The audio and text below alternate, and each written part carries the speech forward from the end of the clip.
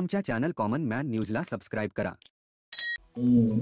स्वागत करतो तुमचं. या तुम्ही म्हणजे जसं मार्मिकमध्ये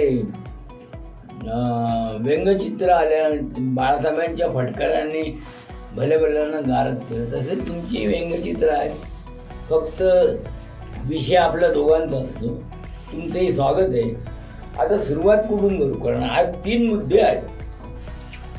सुरुवात असं मला वाटतं की अंबादास दानवेंपासून केली तर जास्ती आपल्या कार्यक्रमाला हे होईल. अच्छा, बरेच मुद्दे आहेत. काही मुद्दे आपले स्थानिक आहेत आणि काही दिल्लीपर्यंत आहे. तर मला असं वाटतं की तुम्ही अंबादास दानवे जे काही बोलले काल, तो जो मुद्दा घेतला लाड यांच्या संदर्भात, त्याच्यात मला असं वाटतंय की मी जाणत आहे स्पष्ट म्हणजे पूर्वीची जी शिवसेना लोकांना पाहिजे होती ती आता उद्धव बाळासाहेब ठाकरे यांनी सुरू केलेली एक झलक दाखवलेली. ती म्हणजे पहिली अंबादासजी यांच्याकडनं त्यांनी भले ती एक गोष्ट आहे की त्यांनी शिवी दिली असं म्हटलंय आणि त्याबद्दल पक्षप्रमुखांनी सर्व नम्रपणे सर्व ज्या महिला आहेत त्यांनी माफी मागितलेली आहे. बिनशर्त असं कोणी करत नाही. आणि हिंदू हृदय सम्राट शिवसेना प्रमुखांचा मुलगा आहे. हिंदू हृदय सम्राट शिवसेना प्रमुखांनी बोललं कधीच माफी किंवा मागे घेतलेली नाही. पण त्यांनी नम्रपणे मागे घेतले आणि अशा शिवीगाळ अनेकांनी केलं. तर लाडचं काय विचारून नका, त्याच्याबद्दल काय जास्त बोलण्यासारखं नाही. हे कोणाबद्दलही बोलण्यासारखं नाही. पण त्यांनी ज्या द्वेषाने सांगितलेलं आहे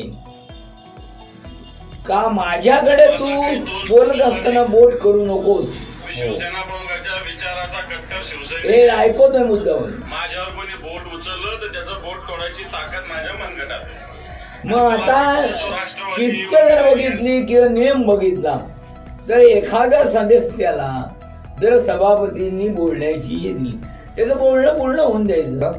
नाही त्यांनी शिवीगाळ्याच्याबद्दल पक्षप्रमुखांनी माफी मागितली आणि त्यांनी स्पष्ट सांगितलं मी जे काय केलेलं ते केलंय आणि केलंच नाही. म्हणजे त्यांनी हे केलं आणि ते मी मागे घेणार नाही. पण पक्षप्रमुखांनी जे सांगतील, माझे पक्षप्रमुख सांगतील ते मला मान्य आहे.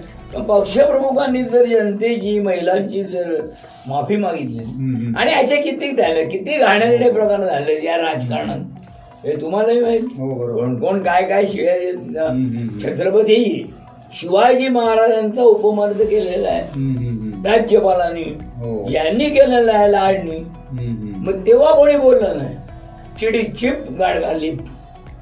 मग आता त्यांनी का केलं तर त्यांचं म्हणणं ना मी बोलत असताना मग हे असा हात करू नकोस आणि बोट दाखवू नकोस. मग हे पण शिस्तीत बसतं का सभागृहाच्या? नाही बसत. एखादा सदस्य बोलतोय पूर्ण होऊ द्या नंतर काय बोलत. मग त्याचा राग नाही त्यांनी काढलं. त्यांनी पाणी शिवसेना दाखवलं.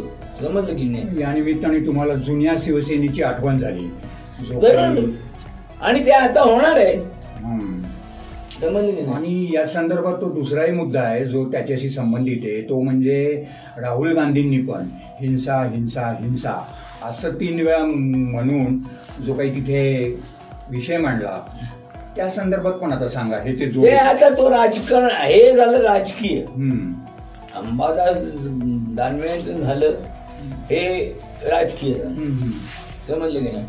यांनी म्हणजे पुरा हिंदूच्या संस्कृतीला हिंदू म्हणजे देवतांचं काय म्हणणं आहे हे स्पष्ट आहे. आणि स्पष्ट त्यांनी म्हणलं बीजेपी पुरा हिंदू समाज नाही, RSS पुरा हिंदू समाज नाही आणि बीजेपी का ठेका नाही. अर्थात हे माइल्ड याच्यामध्ये उद्धवजी बोलले तुमचं हिंदुत्व मला मान्य नाही. बीजेपीच काय हिंदू आहे का? दुसरं कोणी नाही का? हा मुद्दा मलाही पटतो की बीजेपी मध्ये जे आहेत तेच सगळे हिंदू आहेत असं नाही.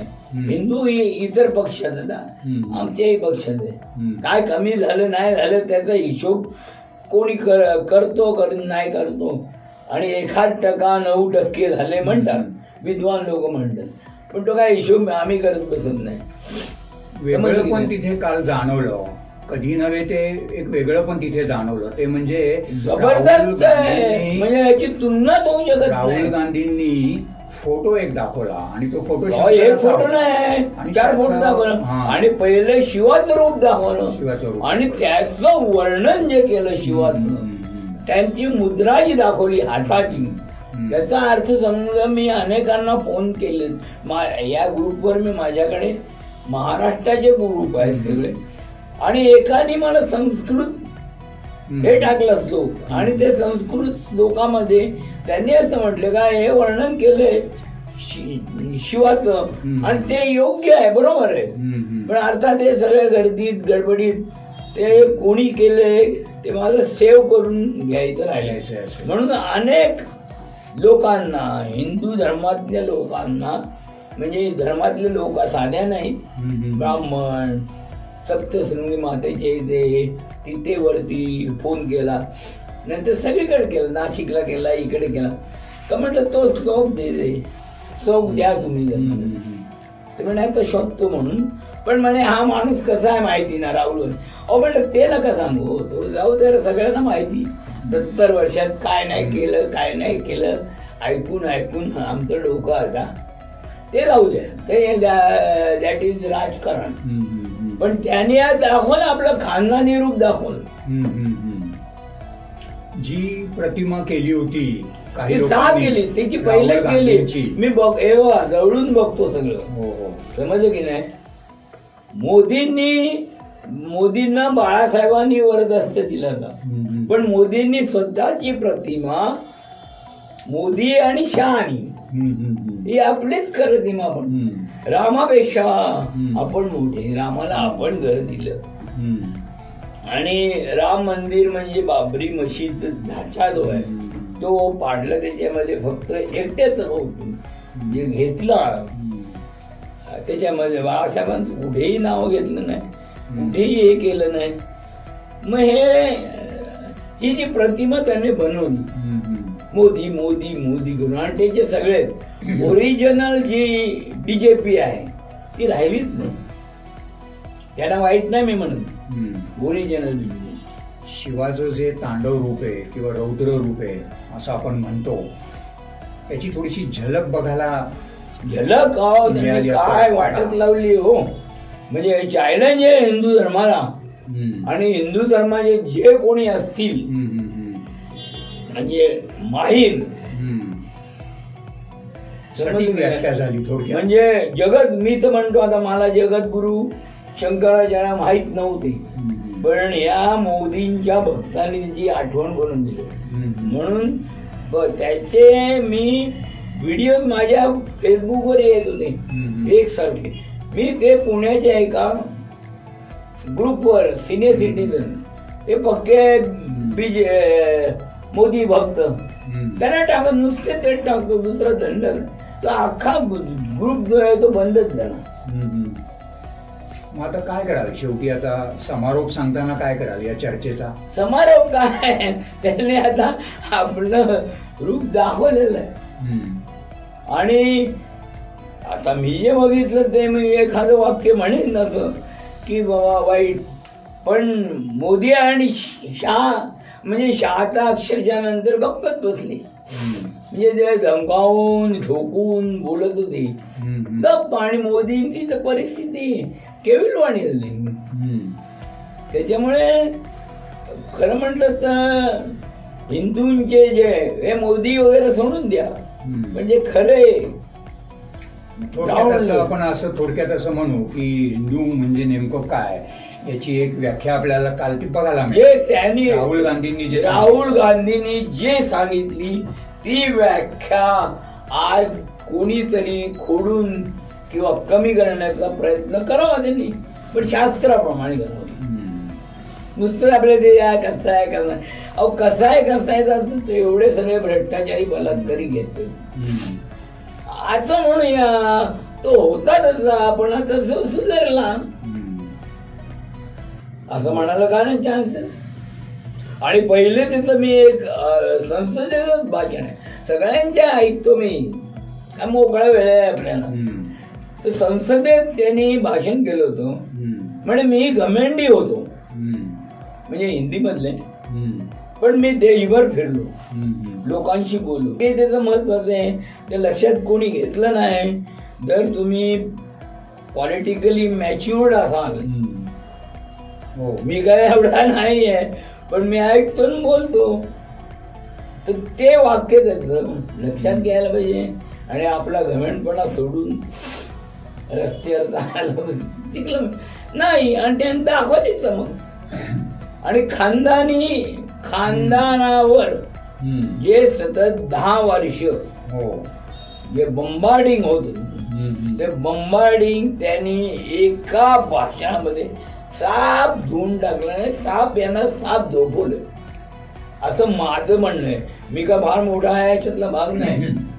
काय आता एक शेवटचा प्रश्न की समजा आता बाळासाहेब असते, ही मुलाखत जर पाहिली असती त्यांनी, संसदेत जे काय घडते लाईव्ह, काय त्यांनी एक डोक्यात काय त्यांनी डोक्यात एक तर आता मी वाक्यात सांगा आणि आपण इथे थांबूया. नाही थांबू आता. मुंबईला जे आले होते राहुल गांधी, ते शिवतीर्थावर त्यांनी पहिल्यांदी स्मृती स्थानावर बाळासाहेबांनी गेले. त्याचं तुम्ही भाषण ऐकलं का? नीट ऐकलंच नाही. त्यांनी पहिलं वाक्य म्हणलं, या शिवतीर्थावरनं जो विचार दिला जातो तो या हिंदुस्थानसाठी, म्हणजे शब्द वेगळा वापरला, हा मार्गदर्शक नाही, उपदेश, म्हणजे त्याच्यावर ते सगळं चाललं, हे त्यांनी म्हटले. आणि याचा अर्थ बाळासाहेब जे बोलत होते ते त्यांनी सार्थ करून दाखवलेलं आहे, असं माझं मत.